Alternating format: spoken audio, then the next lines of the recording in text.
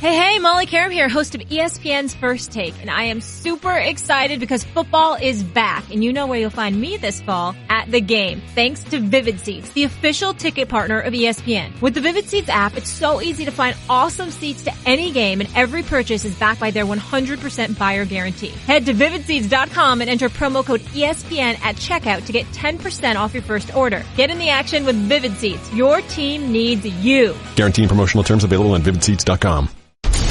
And now, Jalen and Jacoby on ESPN Radio. When I pop the trunk, head the deck. Y'all pop the trunk, I pop the hood. Now act stupid, I'll pop the trunk. Now give me your boom, boom. Jalen Rose is off on the West Coast, so I am happy, proud to announce that we have with us not just one co-host today, but two. First of which is Zach Lowe. Thank you so much for coming on the show, Zach Lowe. It's always an honor. You published today your tier, 9th annual. I know, I'm getting old. That was pre-Grantlands. That was like Sports Illustrated, Zach Lowe? SI. Wow. A long time. They haven't sued you for the rights to the intellectual property of the concept? Let's not go there. I'll get on the phone and explore that later. So obviously we're going to get into the top teams, but I want to talk to you about the bottom teams while we're on the podcast exclusive, because you said that the Cleveland Cavaliers are bad. I'm a little low on Cleveland. I'm a little lower than the consensus on Cleveland. That's okay. It's just, no, it is okay. That's part of this whole thing, especially at this point in the season when we have absolutely no data to go on or any tape to look at. Oh, Jetty Osmond looks good in the preseason. I don't really care that much. That doesn't move the needle too much. Did you see Jetty said that he wanted to get some triple doubles this year? That was his goal. It's like, oh, okay. That's a good goal. Yeah, double-digit rebounds, double-digit points, double-digit minutes maybe. Oh, that's mean. Maybe. You just took it a little meaner than I did. Yeah, that's what I do. I kind of love the Cleveland Cavaliers. Not so much from I love them. They're going to make the playoffs and get into the second round. But I love them from more of an emotional standpoint. I feel like, and I base this on an objective viewing from the television screen of years and also talking to Richard Jefferson, I feel like it's a lot of pressure playing with LeBron James. Of course. I just feel like there's a heightened sense to every game. There's an importance to every possession. It gives a lot, but it also takes a lot from you. And I feel like taking all of that expectation away from this roster and Ty Lue they're gonna have a good time this year. That's nice. Good for them. I'm happy for them. And I think that's gonna translate to wins. Are they gonna make the playoffs? Maybe.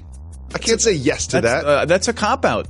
I would say that you essentially said no. I'm saying no. You're saying no. No. I'm trying to think. Who would they be in contention with? The Hornets? You're Charlotte, Detroit, Miami, maybe Brooklyn. I love Brooklyn just because they're here. I would say that the Hornets of what you've listed, the Hornets in Miami would be more trouble. The Pistons, I think, are just not feeling it. I'm not.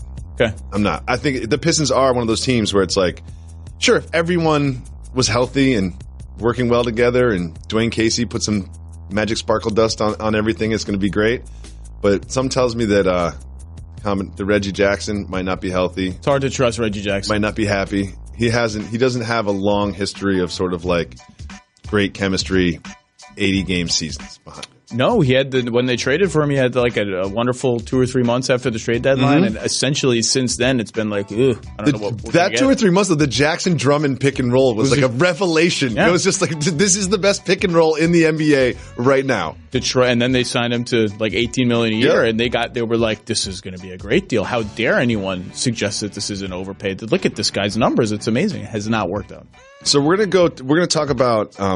I'm a Die Easy fan, so I grew up in Massachusetts, as you know, so I grew up a Boston fan. I prayed to Larry Bird growing up.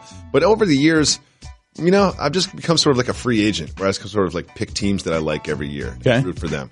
And the Cavaliers are one of mine. More emotionally, I really you feel they're emotionally liberated. Yes, I think that's what I do. And I just saw Ty Lue. It just seems like he's having fun. I just kind of feel like I want to play for this year's Cavs.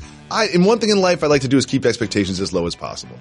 And I feel like if they made the playoffs, they would throw them a parade. Well, you know that Dan Gilbert has had literal dreams of a scenario that is not super duper duper implausible where Cleveland makes the playoffs and the Lakers don't. Like, I don't know what Dan Gilbert would do if that happened. I don't know if he could like if physical space could contain him if that happened. You did something just now that no one ever does. You used the word literal correctly. Okay. You know what I mean? It's like, because I like that. I think he literally has had dreams. Like, he wakes up in the middle of the night. Like, you know when you wake up from a bad dream? Yeah, when you wake up from a bad dream, like, oh, that didn't really happen. Yeah. Oh, that's so good. And then the good ones, like, I want to go back to sleep immediately, get back into that world. Yeah. Those are the ones that he has. It's always a heartbreaker when you can't. It never works. It never works. No one cares about personal stories, but give me 10 seconds. I had a dream when I was a kid that Eddie Murphy, I was sitting at the base of a tree, and Eddie Murphy was just doing stand-up for me and me only. And I was dying laughing. And I woke up from it, and I immediately just closed my eyes, like, please go back to that tree. Please go back to that tree. And it never played out. I think people do care about personal stories in the right doses. I think you're wrong. In the right doses. But that one wasn't that good. They don't care about other people's dreams. Let me say that. Like other people's fantasy teams, other people's gambling stories, other people's dreams. See, I don't even believe that because everyone is always tweeting, I don't care about your fantasy team, I don't care about your fantasy team. But then like they tweet about their own fantasy teams. I think people want to hear about your fantasy team. I don't have any fantasy teams left. So I just live vicariously. What do you mean left? You used to? You got kicked out of the league? No, I had a very serious baseball fantasy league that I was the guy who was no longer like updating my lineup every day. And when you get to be that guy, I'm that guy. You gotta step back. I'm that guy in all my fantasy teams. So the Cavs are one of the teams that I've sort of decided I'm going to really root for. I'm happy for you. I am. I'm happy for me too. Another one in New York Knickerbockers. I was a Knicks fan in the late 90s, early aughts. And now I'm back. So you went from Celtics fan to Knicks fan. Yeah, that's in division, no problem. I have no problem doing this. This is part of being a die easy fan. I don't have like allegiances to these. I'm like the opposite of like Bill Simmons. For me, there's nothing I can do wrong. I just follow my heart. Okay, that's what I do. And what excites you about the New York Knickerbockers? You just want a good team in New York. You want a fun team in your backyard. That's what you want. Yes, and I live like walkable to the Garden, not really walkable, but like close. You're in New York. I'm going to say it's walkable. Yeah, you got to step up. You got to step up what's walkable now. Yeah, exactly. So I'm walkable to the Garden. I feel like the ticket's going to be pretty cheap. I feel like I'm going to go to like 10 games. Okay, and that immediately gets you. Another thing about being a Dicey fan is I always root for the home team, even if they're like blood rivals. I just like you want everyone to be happy. I like the collective energy of positivity. You know, nice. So can I pitch you on why I think the Knicks are going to be pretty good? Yeah, I'm dying to hear this. Yes. Okay. Ennis Cantor can score. True. Right? And they don't have a lot of other options, so I feel like he's going to get the ball. I think he's going to average like 35. Shots. And everyone forgot about Hardaway Jr. He's pretty good. Ron Baker, great defender. No, stop. Does the right thing. Might not be in the rotation. No, Ron Baker's in the rotation. Okay. I've read good things that Fizdale loves Ron Baker. Okay. You haven't read that? I've seen blurbs. Mitchell Robinson. Exciting. Is going to play. Very exciting. A little bit. The Kevin Knox hype has cooled off. I think there's a New York Post article about that today. He's a rookie. Yeah. It's a hard go for like most rookies in the NBA. My other Dicey team is the Lakers, but I don't need to pitch you on them. No, they're going to be good. Lance is on the Lakers. You guys love Lance. I love Lance so much. You guys love Lance. Lance is fine. Quick Lakers question. Sure. Who's going to be the least happy? Beasley, McGee, Rondo, or Lance? You can take McGee out because he'll be happy. He's going to be thrilled. He's excited about it. Yeah, it's going to be great. I'm going to go Lance. Lance? Because I think Lance, in his mind, is like, I was almost an all-star, like, not that long ago. Led the league in triple-doubles. And now, like, these young dudes, like Josh Hart, are supposedly better than me and are getting minutes over me. I think Beasley knows what he is. I think Rondo is going to start the season starting. So I'm going to go Lance. Okay, that's fair. Well, we'll revisit this when he's an all-star this year. These are bold. You're going really bold takes here. MVP candidate. Okay. Let's give the people what they want.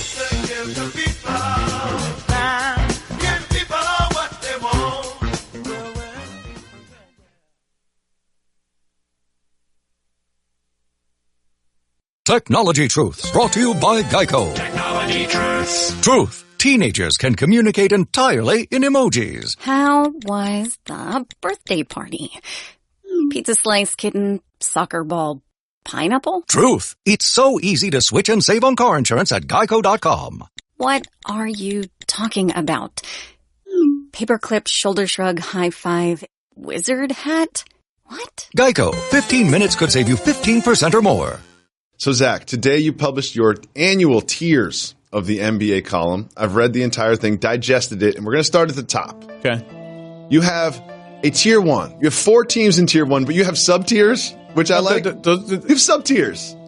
I would consider them independent tiers. Okay, you've got the Warriors. Clearly a class of their own. And then you've got the Rockets and Celtics. Yes. And then below that, you've got the Raptors. Yes. Now, you and I agree that the Celtics are ahead of the Raptors in sort of like the pecking order of the NBA. Some other people wouldn't agree with that. Yes. So of those teams, which of those teams do you think would give the Warriors the most trouble in a 7-game series? Assuming the Rockets do not somehow get Jimmy Butler, I would go Boston. I just think they have the right personnel to switch everything. Big wings who can abuse mismatches, kind of hunt Steph Curry, a lot of shooting, number 1 defense in the league last year. I just think they check all the boxes. The one box they don't check that no one else checks is like having 2 of the 3 best players in the NBA on your team, which is what Golden State has. Very difficult box to check. Yeah, so only one team has that one. So what about the Rockets? I mean, we saw the Rockets last year, and you said with Jimmy Butler, but they haven't changed their roster that much. You know, you lose Trevor Ariza and Ba Mute, but you put in Carmelo. They pretty much beat the Warriors. They came as close to beating a team in a 7-game series as you possibly can. Why would you say the Celtics would give the Warriors more trouble? If you stopped games 6 and 7 at halftime, everything looked great for the Rockets. It was awesome. Then the third quarter happened, and it's like, oh, okay. I just think the Rockets have more questions to answer defensively after losing Ariza and Ba Mute. I think those losses have been a little overrated, but I think they have a little more to figure out on that end. The Celtics are kind of a ready-made, like, anti-Warriors team. Wouldn't beat the Warriors. Let's get that. Let's make that clear. But you're saying no chance. I mean, there's a chance. We also have to watch 82 games. You know what I mean? Like we need to watch 82 games before we really say chance or no chance. But right now, you would say there's no chance. I would be very surprised if the Warriors didn't win the championship this year, wouldn't you? Of course, no. I mean, I'd say more this year than any other year of this Warriors dynasty. Although Draymond's sort of health nicks and knacks he's not playing tonight. Are starting to worry me a little bit because he's also like how he ages is going to be huge for like, do they pay him? How good are they in 3 years? Because he's always struck me as the kind of guy who like if he loses 5% of his athleticism, a lot of what makes him an A player goes away. That's a good point. And there's also the Boogie Cousins question. That one doesn't worry me so much. What do you mean by worry you? That's like everyone's like, is he going to ruin their team? Is he going to create friction? No, I mean health. Oh, health. Well, health. We know that. I'm not worried about like. I think the whole Warriors credo is just like you play with this uniform on, you play our way, we win games, and we have all stars all over the place. I don't think he's going to be like I'm not touching the ball enough. And if you don't, we don't need you. You don't play. Yeah, it's fine. Like I don't worry about that kind of chemistry stuff with Boogie, but it's more of a health thing. Like what are you going to get from him? He doesn't necessarily rely on his athleticism as much as sort of a Draymond or a KD though. But the same thing applies. If we get to January and February and it's like, you know what, this is taking longer than we think. It looks like it's going to be next year where he's like really, really good again. Like they don't need him. They just don't need him. Yeah, but there are personnel questions with these Warriors. I mean, this year they've got everybody. Everything works. You know, we know who the roster is. But it seems like there could be some movement next year. And a lot of that is focused on Kevin Durant. Now, Kevin Durant was a free agent last summer, but no one really talked about it. It was like, he's going to stay. We know he's going to stay. But then this summer, it starts to feel a little different about next year. It just seems like, Chris Haynes went on and said that New York has an attraction to him. And then we have our friend Marcus Thompson, who on the radio didn't make a report, but he did say, man, KD out. I feel like he's gone. It does have that vibe. Like, this is it. This could be it right here. And he said that on the radio, and he also did a follow-up post and said, look, that was my opinion. I'm not reporting anything. Because sometimes when you say things in microphones, they get taken out of context and sort of like, go around. But this feels very different. Doesn't it feel different to you? It does. And Marcus knows the vibe of that team better than anyone covering it. He knows the players, so he knows everyone. They trust him. So his opinion, even if it's just his opinion, means something to me. It does feel different. I think the reason it feels different is like 2 years is fast. 2 years is like you made this big deal. You wrote a letter for the Players Tribune. You had everyone come to the Hamptons. Like 2 years, you're leaving. Yeah. Well, 1 year, you got to acclimate, and the second year, you're there. And 3 years feels like, all right, 3's a decent amount of time. If they win it every year, it's like, I did this. I mean, LeBron did 4 in Miami. Mm-hmm. You're coming up on that same kind of timetable. I could totally agree. And I also have a theory that it's much more likely he leaves if they win than if they do not win the championship. Totally agree. If there's unfinished business there and they decide to change the team somehow, but you're like you're one of the guys we want to keep, and now there's a motivation. We have a new arena opening up next season. That's a wild card. The Warriors are really hoping that that's like a carrot that gets him to stay. So I agree. If they somehow lost this year, I think that it helps the Warriors. Do you think there could be a scenario in which Draymond Green doesn't stay on the team long term?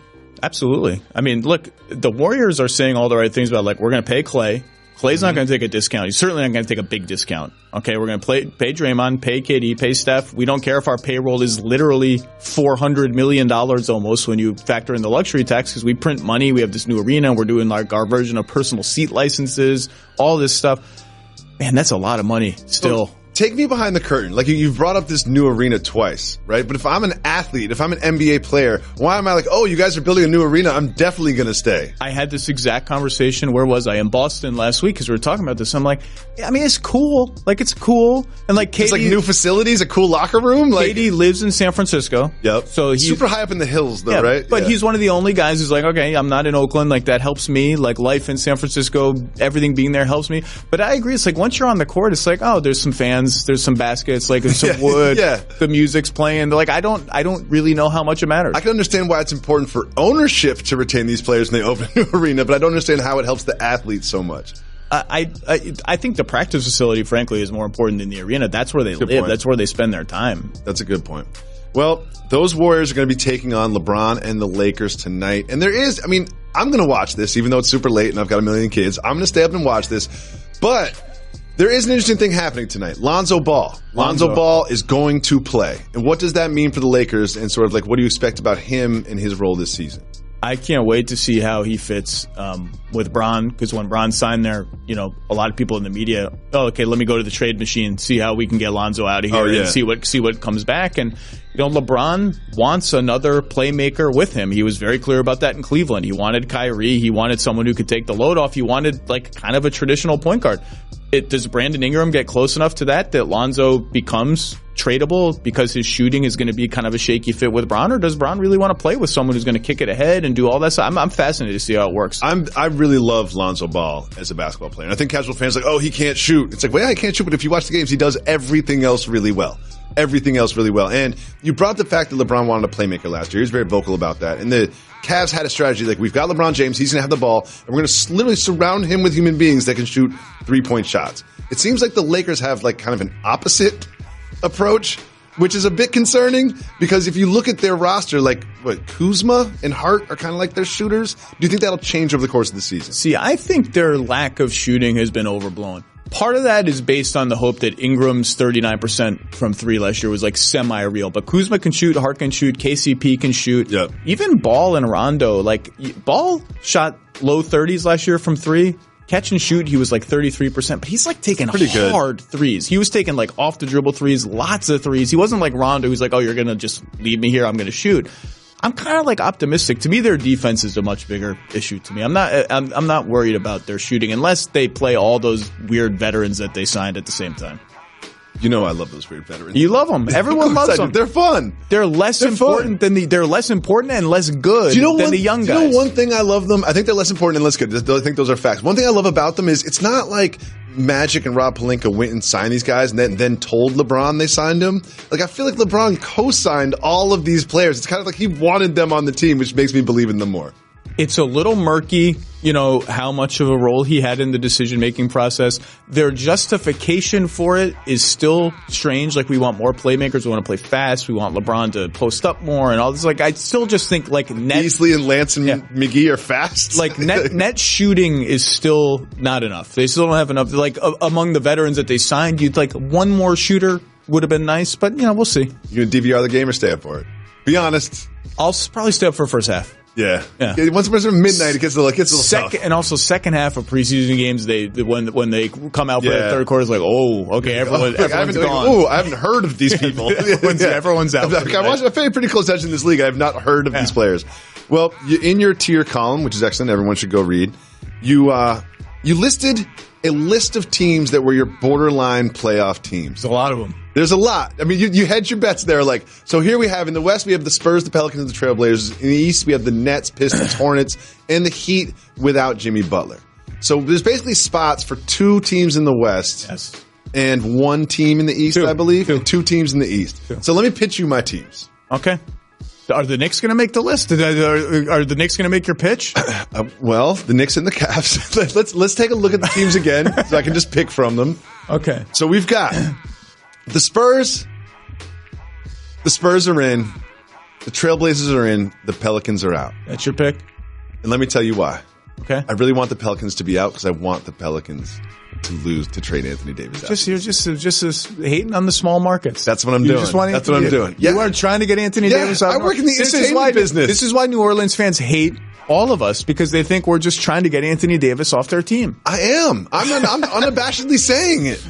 I'll say it. I love New Orleans. I love the people of New Orleans. Are you going to go down there and get a press pass and start whispering rumors about Anthony Davis around the team? Are you going to actively undermine them? No, I haven't. I haven't thought of it. But if you get a press pass, you can't drink, so I'll probably not do that. Okay. Here are my East teams. My East teams that I think are going to make it from that list. Let's see here. Let's take a look. We got. Oh no. Heat. A lot of teams. Definitely. Heat and Cavs. I'm taking Heat and Cavs. Off the board. I'm taking going off the board. I love the Cavs so much. I love how much you love the Cavs. I love the Cavs. It's not crazy. I just don't. I think I'm lower on them than the consensus. So I'm going to just go out there and say I'm lower. I think that the freedom that they will feel without the shackles of the LeBron James as a teammate it'll just really open up all the games. You can see Rodney Hood's going to be scoring double digits. It's going to be great. Rodney Hood, if he doesn't score double digits, they're going to score 80 points. There's some problems. That's a good point. That's a good point. Every single day it feels like we talk about Jimmy. This whole scenario has held us hostage for 3 weeks. There is a new development. Jimmy Butler is back in Minnesota, and there are reports that he has said that he wants to be traded by Friday, which is kind of silly because we've already blown through 3 deadlines on this thing. So here's my question for you. He's in Minnesota. If he doesn't get traded, will we see him play preseason or regular season in a Timberwolves uniform? Not preseason. I think there's a real chance in the regular season. Everything I've been told is that I like this. Everything I've been told is that he is not going to sit regular season games if he's healthy. Now that leaves the door open for them to make up some fake injury. But he's got the wrist thing, right? Right wrist. And everyone has back soreness and whatever. You can make up something, but he wants the max next summer. And he's not going to get it if he plays 40 games or sits a season. He needs to prove he's healthy. He needs to prove he doesn't need to prove he's still Jimmy Butler. He is still Jimmy Butler. But everything I've been told is if he's healthy, he wants to play regular season games. He does not want to sit them out. So here's the thing where my mind goes. If he practices with the team and he's playing, let's just say that he doesn't do the wrist thing or the injury, and he's playing with the team, what does Karl Anthony Towns think about that? I think the whole situation is just completely bizarre. If they're on opposite teams, does he foul him hard around the rim? Who knows what happens? It's so weird because clearly Karl Anthony Towns is if you trade Jimmy Butler, I will sign this extension. And not until, and then they're we're definitely going to trade him. Don't worry, Carl, we're definitely going to trade him. He signs, and the next thing you know, they're on the same team. I certainly think there is a faction of that team, and not just players. I'm talking about business side, front office people who are we just need to wash our hands of this. We just don't want the tension. The fans are going to boo him. They're already booing Tibbs. It's going to be super ugly. Then there are people like Jeff Teague and Taj Gibson who are that dude's going to help us win games. I don't really care. What we're going to do. Thibodeau feels that way. He's hey man, if he's here, we can win the games. Do you think Tom Thibodeau makes it through the season without getting fired? I will say yes, and given that if they trade Butler, they'll probably miss the playoffs, the firing happens after that. I think that's the most likely scenario. It would not surprise me if this deal just blows up and the whole team just blows up. But I don't know who the successor is, if they have him on the bench, if they're prepared with a front office replacement. There's a lot of follow-up questions you got to ask. That's good. It's good because it's one thing I always do is you got to fire that guy. And it's all right, well, then who do we replace it with? It's maybe we don't have to fire that guy. Yeah, and it's hard to bring in it's hard to bring in an outside guy in October who's not familiar with the culture, with the players. That's hard to do. Of course. Well, there's a little bit of an update in the Jimmy Butler world. Rockets owner Tillman Fertitta, and he, there's a long piece written about him. It was excellent. He's got a great backstory, and he's the owner of the Rockets, and he seems pretty aggressive about it. And here's what he had to say about potentially bringing Jimmy Butler to Houston. He said, quote, "We've got a great basketball team. We think we're as good as anybody in the league. We're not going to give up unreasonable assets to break up this team to get Jimmy Butler, but we would love to have him. Huh. That's great. Everyone would love to. It's kind of like when Kawhi was like, Kawhi wants to be traded. It's like, well, this team is interested. But like, of course, he's one of the best 5 players in the league. If we would take Jimmy Butler for nothing, that'd be great. But there are some reasonable deals that have been rumored about. There was a rumor of a Eric Gordon, PJ Tucker, and maybe some picks put together. That seems pretty fair to me. Seems pretty fair. I think the Rockets would really prefer not to give up Tucker, even over Gordon, given that Butler can replicate a lot of Gordon's scoring. Tucker, just what he does on defense. Yeah. Especially when they lose Mbamute and Ariza. Tucker and Mbamute and Ariza were kind of the reasons. Part of the reasons they got so good on defense last year. And to take all of them away, you can kind of see them going back to that. But the problem they're going to face is, okay, Gordon is, in the middle to the, end of his prime. Mm-hmm. So he's not a guy that the Wolves can look at as like, oh, this is a young building block for us. And their picks are going to be 28, 29, 30. And the Heat, that's a floor that the Heat and lots of other teams can beat easily. It's just a matter of like, are they doing it? And if the Heat are really going to put in Josh Richardson in a lightly protected pick or whatever they're protected, like that beats it. Josh Richardson, Justice Winslow in a pick? That beats it.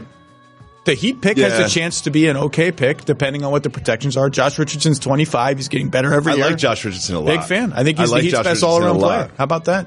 Ooh. Yeah. Can't think of a counter. Yeah, I like Josh Richardson. It's kind of why the Heat ceiling is like the Heat are going to hit their ceiling because they're the Heat, but it's like right here and it's not going any higher. It's also not good when you've got a lot of money tied up in 2 players that are not your best player. Well, Dragic is close. Of course. Whiteside's not close. Whiteside was kind of a disaster last season. Yes, he was. The Milwaukee Bucks, they have sold a team record 10,000 season ticket seats, which sounds like a lot to me. But they've got a new arena. There's a lot of excitement around the team. It's not that much. It's not. It sounds like a lot. It's like industry standard, like we hope to hit that benchmark. That's fair. So it's about 40% of the arena, 33%? No, more than that. Okay. Yeah. How many seats do they have there, you think? I mean, what's the ballpark usually? 18, 20? Yeah, 20,000. Yeah, it's a lot. Good for them. Is there reason for these fans to be hopeful this season? Yeah. I'm high on the Bucks. Explain First why. of all, they have if not the best player in the East, then it's him neck and neck with Kawhi Leonard, prime, healthy Kawhi Leonard, sure. Giannis and him. And you surround that dude with shooting. Bud is a great coach, an upgrade as a coach. I think they're going to be super exciting to watch. Everyone's jumping all over themselves because they put up 120 or whatever on the crappy Bulls in the one preseason game. But I think the Bucks are going to be good. Explain to me how you see offense working differently under Bud than Prunty. Well, I mean, there's just going to be 4 shooters around Giannis a lot more of the time. Brook Lopez is their starting center instead of, name who it was last year from John Henson to others. And if you put 4 shooters around Giannis, it doesn't have to be complicated. Like, just give him the ball, and whether he's a screener or a pick and roll guy, just give him the ball by himself. Like, he's going to find people. It's interesting because a lot of people are like, Giannis can't shoot. Well, guess what? Everybody else can. So we'll solve that problem with that. It matters a lot less that his jumper is shaky if he's the only one with a shaky jumper. Because literally, if dude is giving the ball 20 feet out and he's one spin move away from the basket, even if you're stepping back from him and daring him to shoot, he just drives at you, spins, and then you have to send help or he lays the ball up. So I think there's a clear top 3 in the East. Okay. You would put the Bucks at 4 knocking on the door? Yeah, I think that's fair. I think that's fair, too. They'll all be hosting playoff series. I think they have a better chance than people think of going through that door. I also think that we're going to have a really good second round in the East. Oh, man, if those 4 all make it. Yeah, we're going to have a really good second round of playoffs in the East. And one of the teams that we're not talking about being part of that top 4 in the East are the Washington Wizards. Now we've got they're offended that we're not talking about them, and they will tell you talk about it. How offended they are. But something tells me you could point to some historical data that should suggest they shouldn't be so offended, but that will not change their opinion. But they haven't really changed the roster that much. They've added Dwight Howard, who's got some sort of a backside issue right now, but it doesn't seem to be that serious. How do you see them different this year than last year?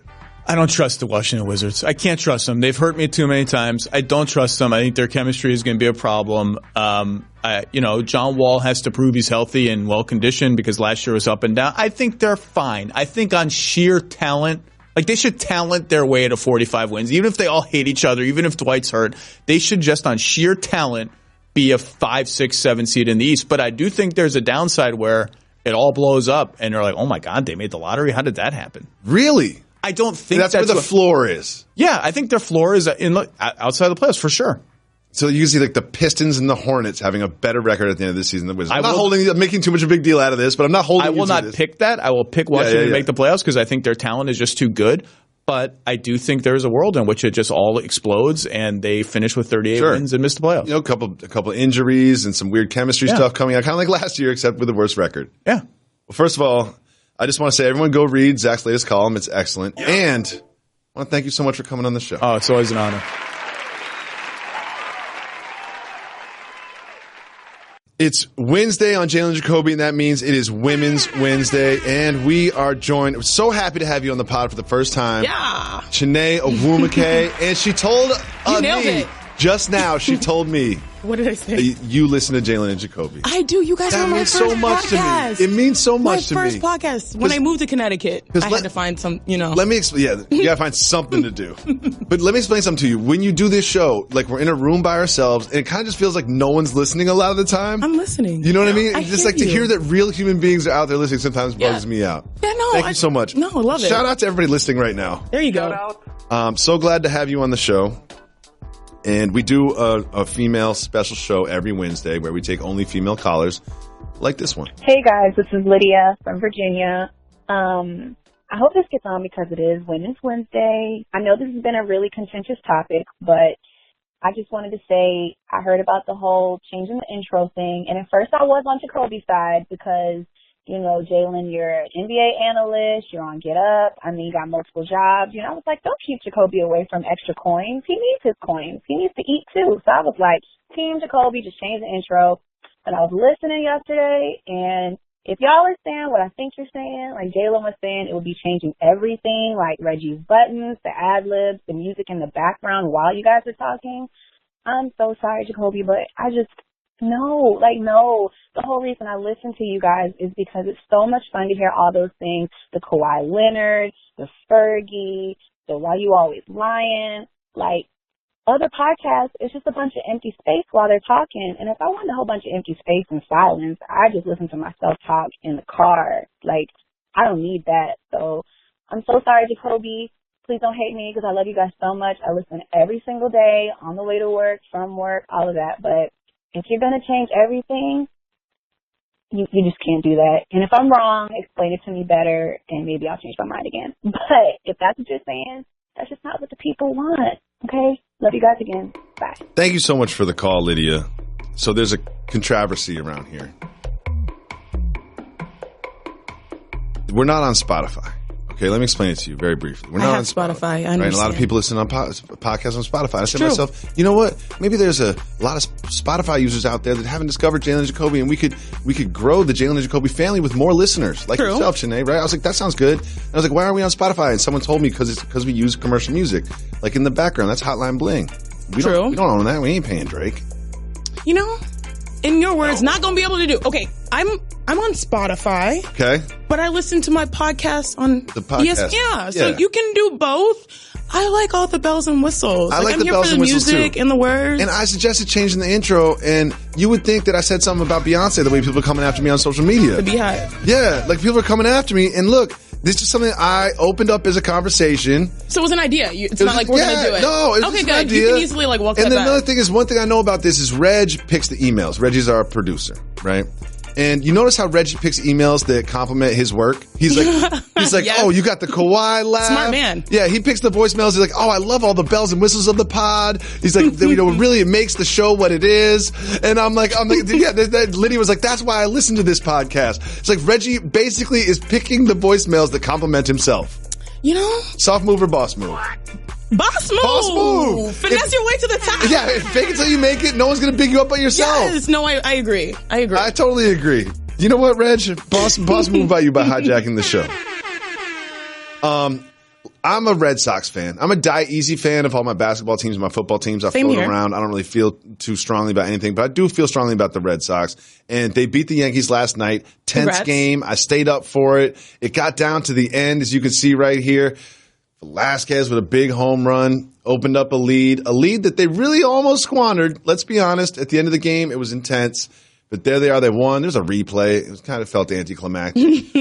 But I couldn't help but notice that now that series is over. Guess what? They now are going to play the Houston Astros. And you're from where? I'm from H-Town, baby. Okay, I'm excited. I'm excited about this. What excites you about this series? Well, I'm excited because I actually think we're going to win the series. Now, the Red Sox, they're talented, obviously, great record. And, the biggest reason why I'm excited is because I feel like Houston sports is outside of the sunken place. For so long, the Texans, we just beat the Cowboys. That's huge. Okay. You know what I mean? Rockets, they were living their best life almost. Yes. One hamstring away. Yep. And now the Astros. One hamstring and 23 missed threes. No, it's just the hamstring. No, if the hamstring was out there, if the hamstring was out there, that would probably be like 2 missed threes. I was with you with the Rockets. The Texans won a game. I saw how you said that. You're like, they won a game. Beat the rivals in state. But you've got a quarterback that you can build around. True. Because I haven't been able to say that about the Texans since forever. Inception. Yeah, they were like, Warren Moon was there, I think, was the last time. It was like playing before you were born. But with the Astros, though, I'm really excited about them because they obviously have championship experience. But, okay, your Red Sox, talented hitting. They played a competitive series. Good pitching. Yeah, great pitching. But you know what? I think we have the pitcher. Verlander. People forget that last season, he joined like a month before, the playoffs really started. And then he really blossomed into a guy that was a closer and he has blood in his eyes. Like he's playing his best baseball right now. So here's a question. We disagree on who's the better team. Who's got the better fans? I might have to wave the white flag. Okay. We have the cooler fans. Yeah, but you got the better celebrity fans. Yeah, we do. Travis Scott. Beyonce. Yeah, like we can't top that. We've got like Matt Damon and Mark Wahlberg. Yeah. Getting hungry. Ben Affleck. That's solid. Bill Simmons. Simmons. Yeah, but I feel like, okay, this is where it comes down to.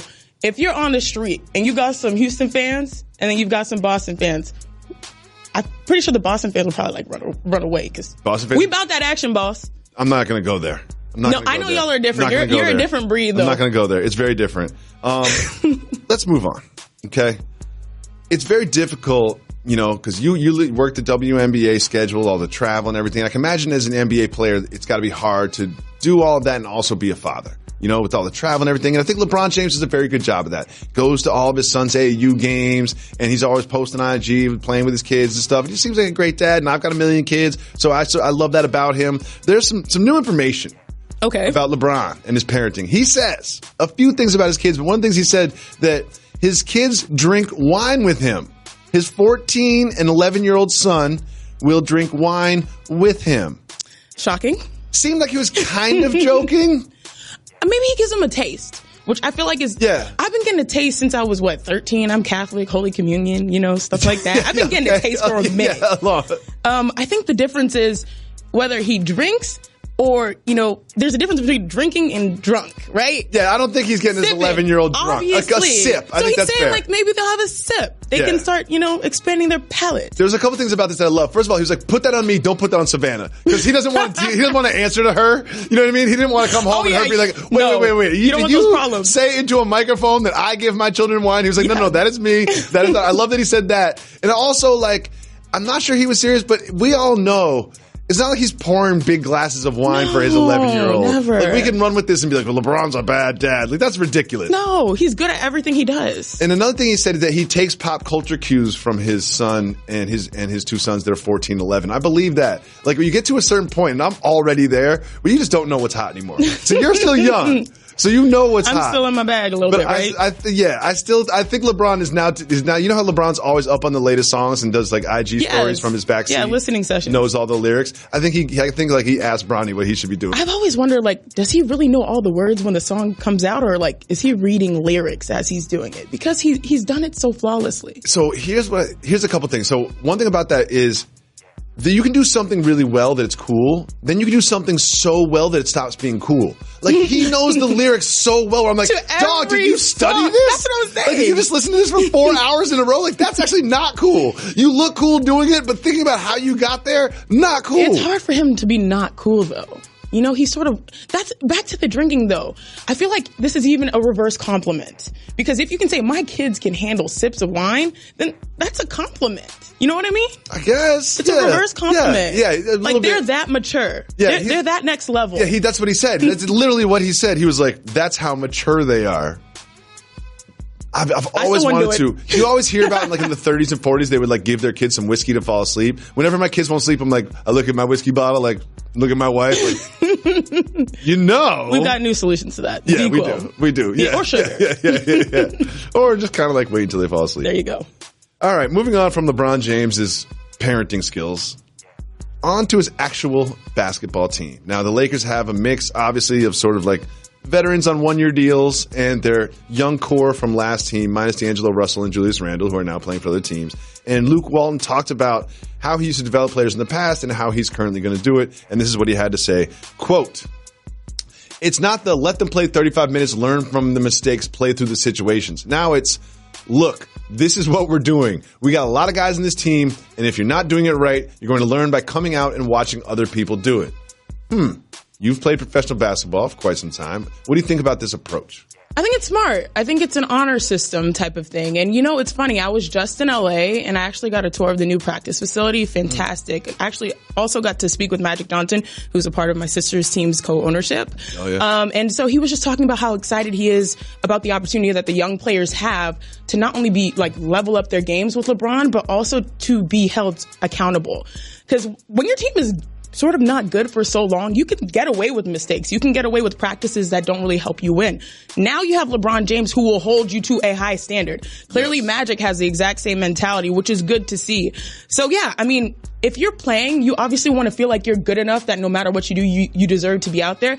But if you're trying to set the foundation for the future, you need to let the guys know that if you're not playing defense, you're going to be coming out. And don't you remember, you saw Brandon Ingram.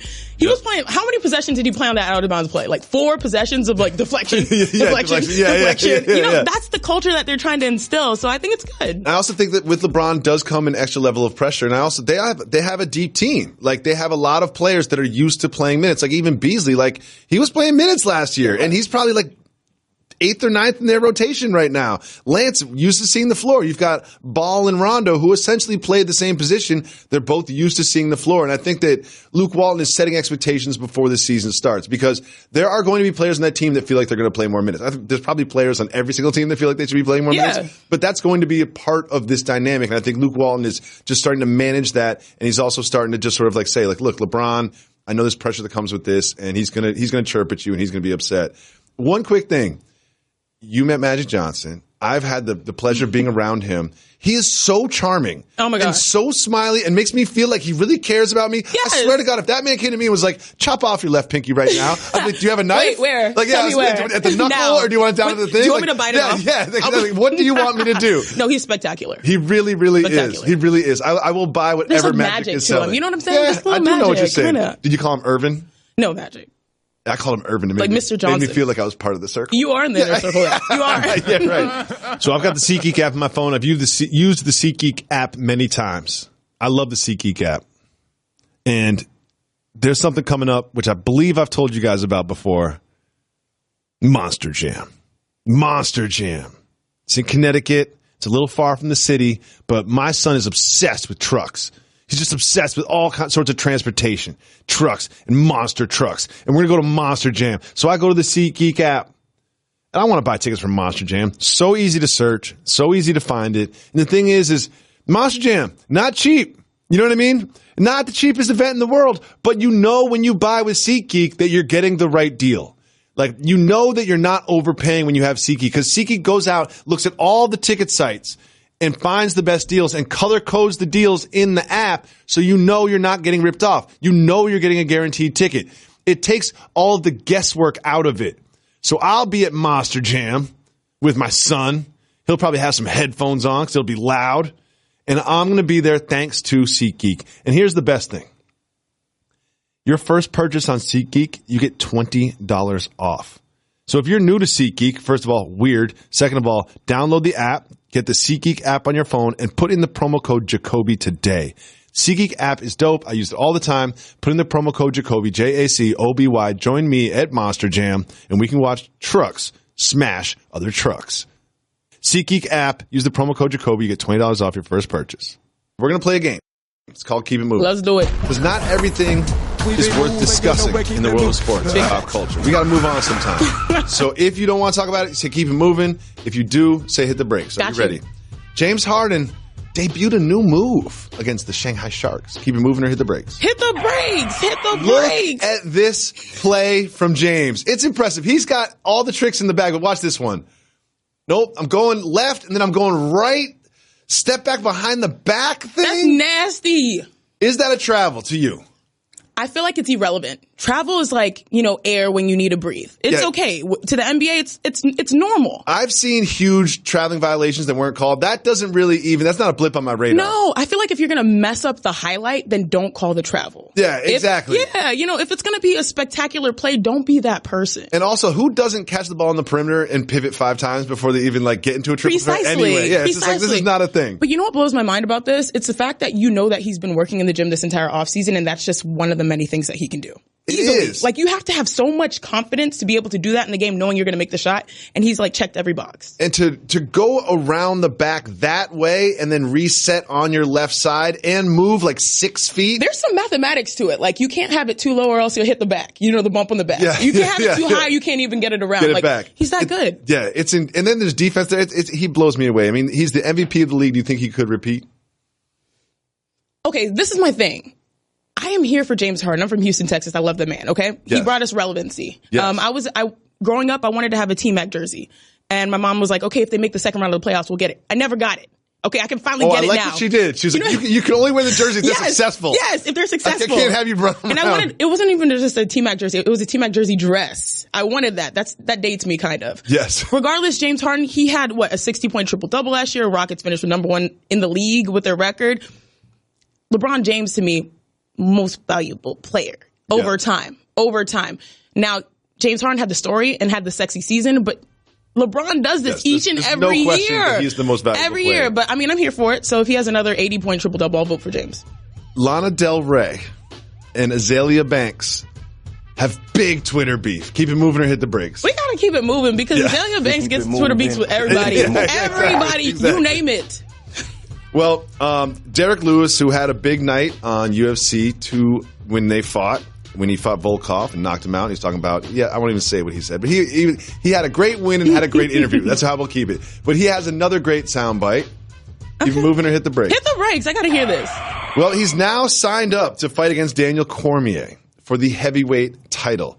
And let's just trace back to the beginning, the origin of this beef. Let's listen to Derek explain it. I've already got a challenge in the back. Derek Lewis told me that he was going to knock me out right before we walked out of here. So, Derek Lewis may knock out Francis and then knock me out afterwards. I don't know. I know they got guys that are lined up to fight me. What's your issue with Daniel? I want to know, too. He disrespected Popeye's chicken on a commercial a few years ago. Your hometown native, Derek Lewis, is upset at the champ because he disrespected Popeye's chicken. There's some things you protect at all costs from Houston. Popeyes is on the list. Frenchie's chicken is on the list. And Beyonce's on the list. Okay. So you don't disrespect Popeyes fried chicken, none of it. Okay. None of it. I will not disrespect Popeyes. We don't take that. I definitely won't disrespect Beyonce. But it's funny because Derek Lewis was so honest in his interview. He said some things I can't repeat, and he just seemed tired, and it was a big win for him. And he was asked about a title shot, and he was like, I ain't trying to fight for no title. I ain't got a gas tank like that. I'm done. And then they're putting him in the title shot. 3 days later, they're like, oh, okay. Why cruel? Not? That's cruel and unusual. Hey, man, when you get a title shot, you get a title shot. You got him. He was tired the entire time. He's got back problems. You got Daniel Cormier. He's got a hand problem. But I'm definitely going to be here for it anyway. You know what? I don't watch the fights, but I hear the press conferences. I feel like it's good. They've got something good going on. They do have something good going on. Moving on, Tom Brady says the NFL is like glorified college football. Keep it moving. I agree. Let's keep it moving. Well, until they start winning again, we got to keep it moving. We keep it moving up. A clinic in India has treated a first-of-its-kind addiction. Keep it moving or hit the brakes. Let's hit the brakes. Okay. I want to know. The Service for Healthy Use of Technology clinic in India has recently treated someone for the first ever case of addiction to Netflix. Oh, snap.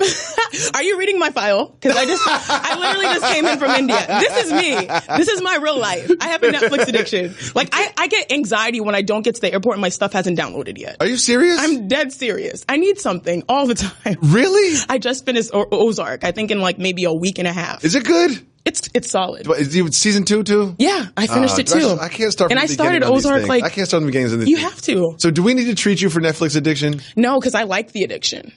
I'm not going to go to anything Netflix anonymous. I don't have a Netflix problem. I don't? Yeah, it's like I like this. I think they would like to cure it so that I could have more hours in my day, but until then. Hey man. Keep going. I'm not going to India. Just you know gotta that. download before you get on the plane. You have to. You have to. You can get jail time for trick-or-treating in parts of Virginia. Pump the brakes. I got to hear about this. Okay, I love this. In parts of Virginia, if you are 13 or older, it is against the law and you can go to jail for trick-or-treating over 13. First of all, I just want to say this. It's after 8 p.m. if you're over 13. I just want to say this. There are people that come to my door that have the children. They are the parents of the children. And they're wearing costumes and they're carrying a bucket asking for my candy. Now, I think this is a law against people just basically wilding at night and, causing trouble. But for me, this should be a law against old people asking me for free candy. Right. I mean, to me, that's just like getting rid of the fun. I mean, you're supposed to be able, you have to know on October 31st, anybody can knock on your door. I mean, keep the fun. But if you're 17, you can't be knocking on doors asking for Baby Ruth bars. The thing is, live your best life. Maybe this is the highlight of their life. Maybe they want to be someone else for one day and get some candy too. What's wrong with that? I'm all for them having the fantasy of being someone else and wearing the costume. What they can't do is knock on my door and ask for candy. I've literally looked at people and just not put something in their bucket. Be like, are you really going to ask me twice? We are at the point in society that if someone did that, I'd be like, whoa, door slam. Exactly. Creeper alert. Not only are you a WNBA All-Star, you're also a colleague of us here. Yes, join the fam. I'm happy to be here. Cool. I don't think anyone else can say they are that in the history of ESPN. I'm lucky. Good for you. Way up, blessed. Janae, there's so much focus on LeBron and the Lakers, but he left a team behind. True. So let's check in on the Cleveland Cavaliers and see what they're up to. I had a wardrobe malfunction. They don't set them out. Hey, what up? Last of the Mohicans. Oh, yeah. Oh! Last of the Mohicans. Hey! Wait, what if you left and then came back? No love on us. Fantastic Four. Oh, okay. Last of the Mohicans.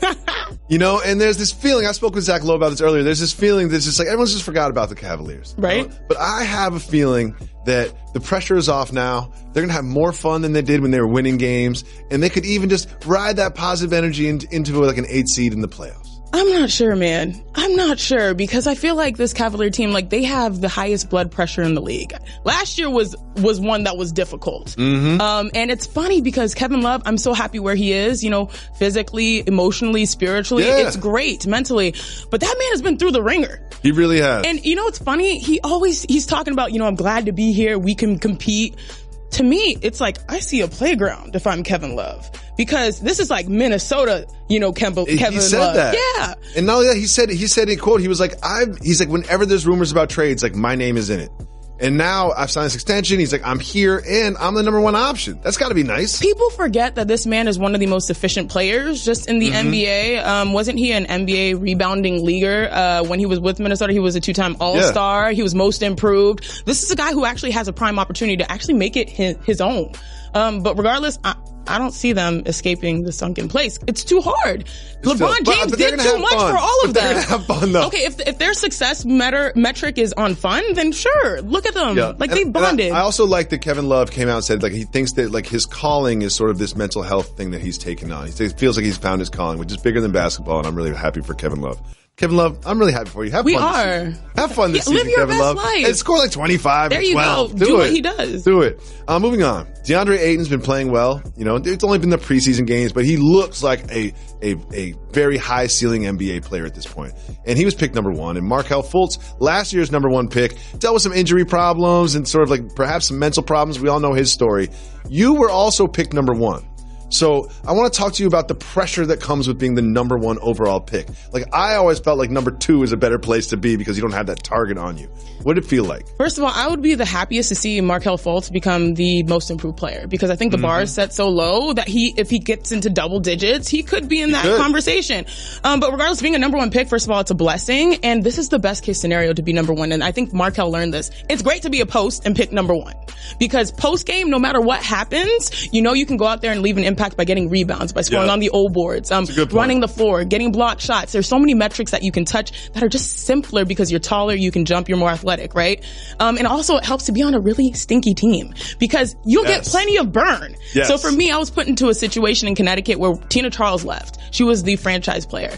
I was able to play 30 minutes from the get-go, and worst comes to worst, if my shot wasn't falling, I grab an old board and get a bucket. So to me, it's easier for post. It's an easier transition for a guy like DeAndre Ayton. Yeah, I think that's a good point. I think there is some analogy between you and DeAndre and your career. And Markelle Fultz was on a good team. He's a wing player, and there's other people there that could get minutes over him. And your shots usually range outside of 5 feet. I don't think Tyson Chandler is not going to take too many minutes away from DeAndre Ayton. Okay, big news in the world of food. Are you familiar with Oreo cookies? Who is not? Are you familiar with double stuff cookies? I know double stuff. They now have come out with most stuff Oreos. The most cream they've ever put in an Oreo. Your thoughts? Is double stuff not enough? Because I feel like double stuff is way too much. I feel like double stuff is a little too much already. We don't need more stuff. When did they have the meeting at Oreos where they're like, you know what we're going to do? Double stuff. We'll double down on double stuff. You're trying to get your kids to sleep. You just give them a triple stuffed cookie. That ain't going to work. So we celebrate the kinder, more intelligent, more responsible, more reasonable gender, the women, every single Wednesday on this program. But we have a debate that's been raging for like a year and a half. Okay. We originally called it Women's Crush Wednesday. Women Crush Wednesday, right? Yeah. But then there were some amongst us, i.e. me, that felt like the word crush has sort of like a romantic connotation.